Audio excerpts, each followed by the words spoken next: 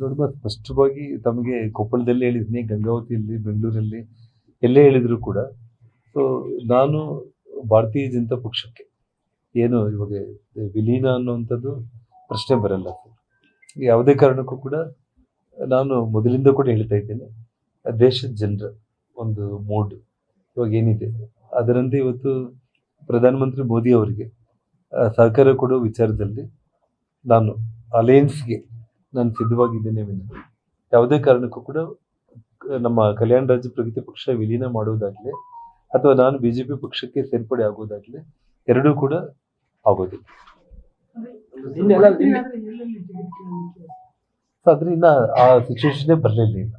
ಆ ಸಂದರ್ಭ ಬಂದ್ರೆ, ಯಾಕಂದ್ರೆ ಜಸ್ಟ್ ನನ್ನ ಜೊತೆ ಏನ್ ಹಿರಿಯರು ಇವಾಗ ಏನ್ ಮಾತಾಡಿದ್ದಾರೆ ಆ ವಿಚಾರದಲ್ಲಿ ನನ್ನ ಅಭಿಪ್ರಾಯಗಳನ್ನ ನಾನು ಸ್ಪಷ್ಟವಾಗಿ ತಮ್ಮ ಮೂಲಕ ಹೇಳಿದ್ದೀನಿ, ಅವ್ರಿಗೂ ಹೇಳಿದ್ದೀನಿ. ನಾನು ಆ ಸಂದರ್ಭ ಬಂದ್ರೆ ಅವತ್ತು ನಾನು ಮತ್ತೆ ಮಾತಾಡ್ಬೋದು. ನಿನ್ನೆ ಸದನದಲ್ಲಿ ನೋಡ್ತಾ ಇದ್ದೀವಿ, ಡಿ ಕೆ ಶಿವಕುಮಾರ್ ತಮ್ಮ ಜೊತೆ ಬಹಳಷ್ಟು ಆತ್ಮೀಯತೆ ಇದ್ರು, ಕೈ ಎಲ್ಲ ಹೆಚ್ಚುವ ಪ್ರಯತ್ನ ಮಾಡಿದ್ರು. ಏನ್ ಕಾಂಗ್ರೆಸ್ಗೆ ಏನಾದ್ರು ಸೆಳೆಯುವ ಪ್ರಯತ್ನಗಳನ್ನ ನಡೀತಾ ಇದೆ? ಹಾಗೇನಿಲ್ಲಮ್ಮ. ನಮಗೆ ಒಂದು ನೋಡಿ, ಡಿ ಕೆ ಶಿವಕುಮಾರ್ ಅವರು ನಮಗೆ ಮೊದಲಿಂದ ಕೂಡ ಅಂದ್ರೆ ಸುಮಾರು ಒಂದು 25 ವರ್ಷಗಳಿಂದ ಕೂಡ ಒಂದು ಒಳ್ಳೆ ಸ್ನೇಹ ಸಂಬಂಧಗಳೆಲ್ಲ ಇದೆ.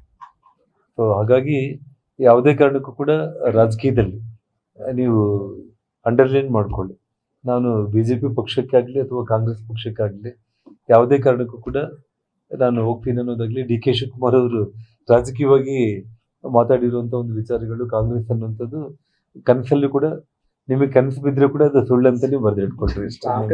ನಾವು ಏನಂತಂದ್ರೆ ನಾವು ನೋಡೋ ದೃಷ್ಟಿಯಿಂದ ಅಂದ್ರೆ ತಾವು ನನ್ಗೆ ಅರ್ಥ ಆಗುತ್ತೆ ನೀವು ಯಾವ ಉದ್ದೇಶ ಇಟ್ಕೊಂಡು ಪಾಯಿಂಟ್ ಕೇಳ್ತಾ ಇದ್ದೀರಿ ಅಂತ ಹೇಳಿ, ಹಾಗಂತಲ್ಲ. ಬಟ್ ಅವರು ಯಾವತ್ತೂ ಕೂಡ ನನ್ನ ಜೊತೆಯಲ್ಲಿ ಯಾರು ಕೂಡ ರಾಜಕೀಯ ವಿಚಾರಗಳು ಮಾತಾಡಲ್ಲ. ಯಾಕಂದ್ರೆ ಜನಾರ್ದನ್ ರೆಡ್ಡಿನೇ. ಸೊ ಹಾಗಾಗಿ ಯಾವತ್ತೂ ಕೂಡ ಅಭಿವೃದ್ಧಿ ವಿಚಾರಗಳಲ್ಲಿ ನಾನು ಹೋಗಿ ಏನೇ ಪ್ರಸ್ತಾಪ ಸಲ್ಲಿಸಿದಾಗ ಅದಕ್ಕೆ ಅವರು ಸಂಪೂರ್ಣ ಸಹಕಾರ ಕೊಡ್ತಾ ಇದ್ದಾರೆ. ನ್ಯೂಸ್ ಫಸ್ಟ್, ನಿರ್ಭೀತಿಯಿಂದ ನಿಮ್ಮ ಪರವಾಗಿ.